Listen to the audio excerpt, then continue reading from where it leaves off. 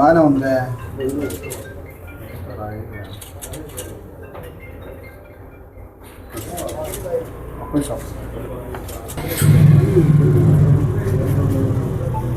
ఎక్కడన్నా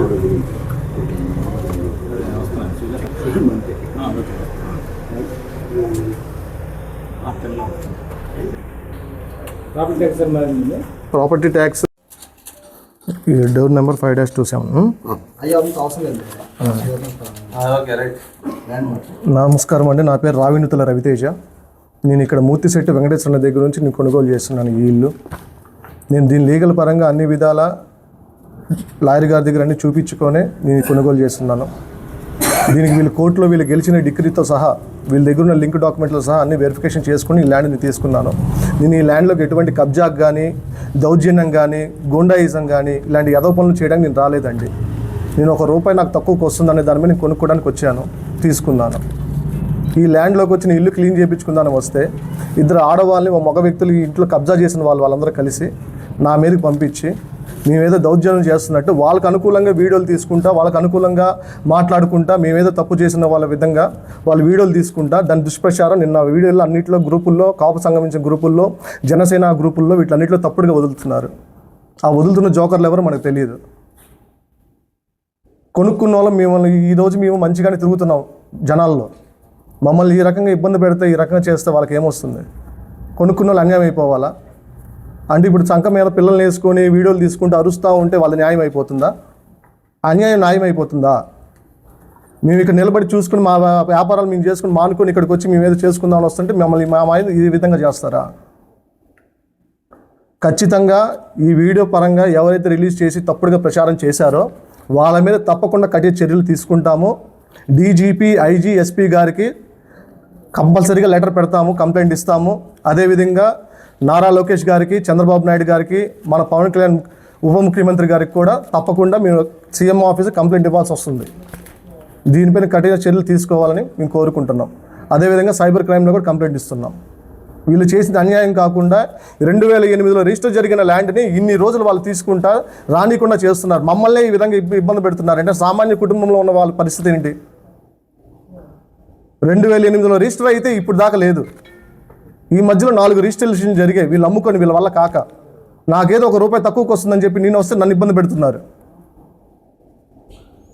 అదే అంటే స్టేషన్ దగ్గర పిలిపిస్తున్నారు, అదే కంప్లైంట్ ఇస్తున్నారు. వాళ్ళ ఇష్టం రాజ్యం అయిపోయింది. మేమేం చేసామని స్టేషన్ దగ్గర పిలిపిస్తున్నారు. నేను తప్పు చేసుంటే 100 మందిలో కూర్చోబెట్టండి, నేను చేసిన తప్పు నేను ఒప్పుకుంటా. నేను 1000 మంది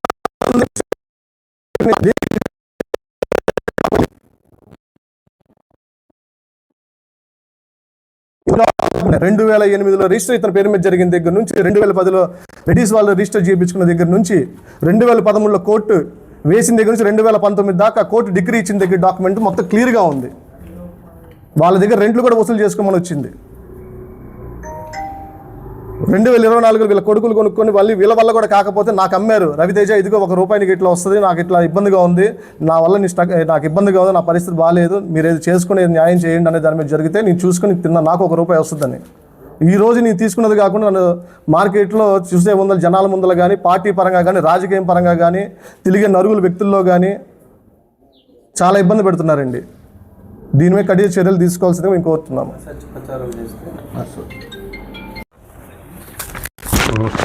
నేను మూర్తిశెట్టి వెంకటేశ్వరరావుని. మంగిశెట్టి వెంకటేశ్వర్లు అనే ఆయన దగ్గర నేను కొనుగోలు చేశానండి. 2008 కయ్యా 2008లో రిజిస్టర్ చేసుకున్నారు. నేను రిజిస్టర్ చేశాను 2008 సార్. డాక్యుమెంట్ కూడా అయ్యా. నేను 2008లో ఈ ఇల్లు కొనుక్కున్నానయ్యా. స్థలము, ఇల్లు మొత్తం కూడా మంగిశెట్టి వెంకటేశ్వర్లు ఆయన. ఆ రికార్డ్ అవి చూసుకొని నేను మధువర్తి రాఘవరావు గారి దగ్గర రికార్డ్ అవి చూసుకొని నేను కొనుక్కున్నా. ఆయన సదస్సుతో ఉంది కాబట్టి, ఆ తర్వాత భార్యకి పెట్టాడు కాబట్టి, ఆ భార్య మళ్ళీ ఈయనకే చేసింది కాబట్టి వీళ్ళతో అవసరం లేదు, ఈయనే వారసుడు, ఈయన హక్కుదారుడు అని మధువర్తి రాఘవరావు చెప్పగా నేను విని నలుగురు ఇంకా విసారించుకొని కొనుక్కున్నానయ్యా. కొనుక్కున్నాక వీళ్ళు రమ్మంటే ఇంటికి వచ్చి ఖాళీ చేయమంటే ఆయన నాకు అతి దగ్గర చుట్టం అయ్యా.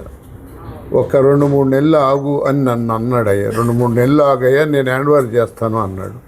ఈ లోపు ఆయన కాలం తీరిందయ్యా, చనిపోయాడు. ఇక నా తర్వాత వచ్చి వీళ్ళని అడిగాను. అడిగితే వీళ్ళు వాడెవడు అమ్మటానికి, నువ్వెవడు కొనటానికి అని నన్ను నానా భాషలాడుతూ ఆడోళ్ళు మగోళ్ళు కూడా నన్ను తరిమేశారయ్యా. ఇక లాభం లేదులే, నేను అయినోళ్ళు మనం ఏం చేయలేమని అనే ఆలోచనతో నేను రెడ్డి గారికి అమ్ముకున్నానయ్యా. ఆ రెడ్డి గారు కూడా పాలూరు చంద్రశేఖర్ రెడ్డి అనే అతను, మళ్ళీ కేటీఆర్ అనే ఆయన, కనిగిరి ఆయన, వాళ్ళిద్దరూ కొనుక్కున్నారు. వాళ్ళు కొనుక్కొని తర్వాత ఎమ్మటే వాళ్ళకి నోటీసులు వచ్చినాయి. ఇది ఏదేమైనా సరే మాకొద్దు, నువ్వే తగాదాలు లేవు అని చెప్పి మాకు అమ్మితివి, ఇప్పుడు నోటీసులు వచ్చినాయి అది ఇదని అంటే, నేనుండి గెలిపిస్తానయ్యా, గెలిపిపోతే మీ డబ్బు మీకు ఇస్తాను అని చెప్పి నేను అన్నాక నన్ను కూడా చేర్చారయ్యా దాంట్లోకి. ఆ కేసులు ఇది కోర్టు కేసులో నన్ను కూడా చేర్చి కేసు నడిచిందయ్యా. తర్వాత వీళ్ళకి అయ్యిందయ్యి. వీళ్ళకి అయినాక వాళ్ళు ఖాళీ చేయమని అడిగినా ఖాళీ చేయలేదయ్యా. చివరికి వాళ్ళు ఏదో డబ్బులు కూడా ఇస్తామని చెప్పి పావలా బేడ ఆయన లాయరు దగ్గరికి పోయి కలిసినా కూడా వీళ్ళు ఒప్పుకోలేదయ్యా. ఆ తర్వాత ఇళ్ళు కూడా మాకు వద్దని చెప్పి ఖాళీ చేయకుండా వాళ్ళు అక్కడే ఉండారు. నేను ఎప్పుడన్నా రాని వెంటబడతానే ఉండారు. ఇక చివరికి చేసేది లేక మా పిల్లలే చేపించుకొని మేము వచ్చామయ్యా. ఇక్కడ ఎవరు లేరు, ఖాళీ చేసి ఇళ్ళు కూడా బాగలేవు, ఇళ్ళు సిద్ధాంతంగా లేవు అది ఇదని అందరూ చెప్పారు. ఏరి వాళ్ళు అంటే పక్కన ఇళ్ళల్లో ఉంటున్నారు అన్నారు, అద్దెకుంటున్నారు అన్నారు. ఒకరు ఇక్కడే ఉంటున్నారు అద్దెకి పక్క, ఒకరు ఇంకొకడేమో ఎక్కడో ఉంటున్నాడు. ఇంట్లో ఎవరు లేరు. అప్పుడు నేను ఈయనకి చెప్పా, ఇది పరిస్థితి అయ్యా, ఇంట్లో ఎవరు లేరు, నాకు లీగల్గా నేను ఇట్లా తీసుకున్నాను, మీరు విచారించుకొని మీకు నమ్మకం కలిగితే తీసుకోయ్యా అన్నాను. బిల్ కాంట్రాక్ట్గా 1.35కి ఈయన అన్నీ చూసుకొని 1.35కి తీసుకున్నారయ్యా. ఇచ్చాను. కానీ ఆ రోజు నన్ను రమ్మన్నాడు. ఎవరన్నా వస్తే 1.35కి నువ్వు అమ్మినట్టుగా మాకు చెప్పు, లీగల్ పరంగా ఉంటే మేము చూసుకుంటాం, మీరు చెప్పేసేసారు కాబట్టి అని అన్నారయ్యా. నేను సరేనని వచ్చానయ్యా. వచ్చితే ఎవరు తర్వాత మేము లాస్ట్ పోయేటప్పుడు ఎవరు ఆడవాళ్ళు వచ్చి అది ఇది మాది గుడ్డు కూసు ఏదో అన్నారయ్యా. మగవాళ్ళు బయట ఉండి ఆడవాళ్ళు పంపించి పిల్లలతో సహా, మగవాళ్ళే బయటే ఉండారయ్యా, ఆడవాళ్ళని పంపించి పిల్లల్ని సంకనేసుకొని వచ్చారయ్యా. మేము ఎందుకులే మనకెందుకులే అని చెప్పి పోయామయ్యా. ఈ సామాను కూడా అదిగో ఆయన స్కూలు వాళ్ళది, ఆయన ఉండి దగ్గరుండి మాదయ్యా వాళ్ళదేం కాదులే, మేము ఆయన రెంట్కి తీసుకున్నాం, 7,000 పెట్టి 8,000 పెట్టాం, ఇది వాళ్ళ రెంట్ వాళ్ళకి ఇచ్చేసాను. ఇక మా సామాను కాస్త ఇప్పుడు మా పిల్లలు కూడా లేరయ్యా, మీరు అటు పెట్టండి అంటే ముందు ఒక ఇంట్లో పెట్టి మర్యాదపూర్వకంగానే పెట్టమన్నారయ్యా. వాళ్ళు ఏమి ఇదేమనలేదు, అదంతా పెట్టేసి అవంతా వెళ్ళిపోయాము, తాళాలు వేసుకొని. అది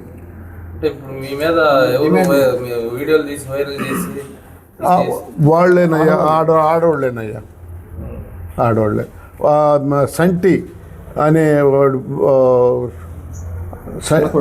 సంటి అనేవాడు చిన్న కొడుకు, వాడు భార్యనని ఒక ఆమె వచ్చిందయ్యా, పెద్ద ఆయన భార్య అని ఒక ఆయన వచ్చింది.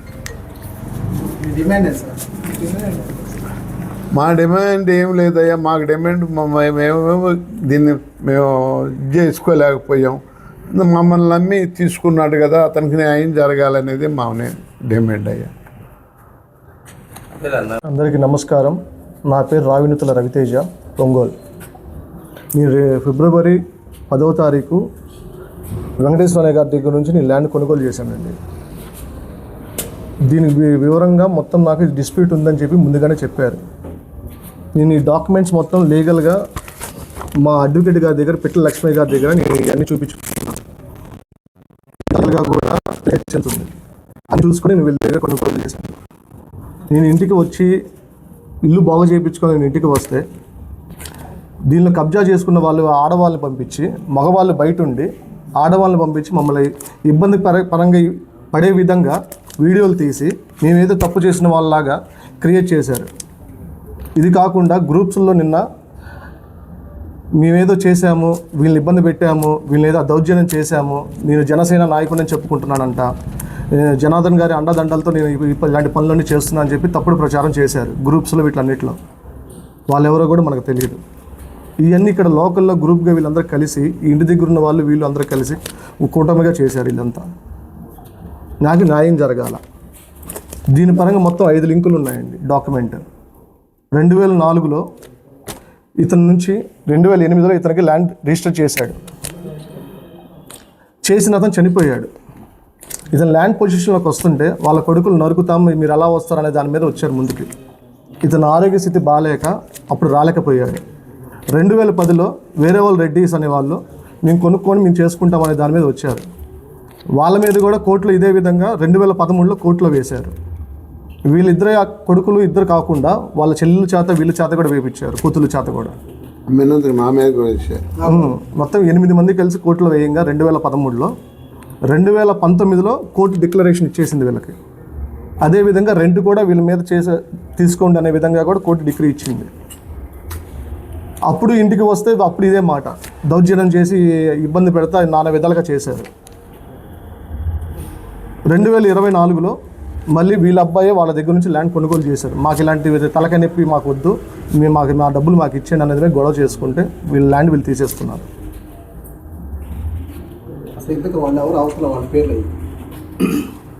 చెప్పండి బాబు, చెప్పండి.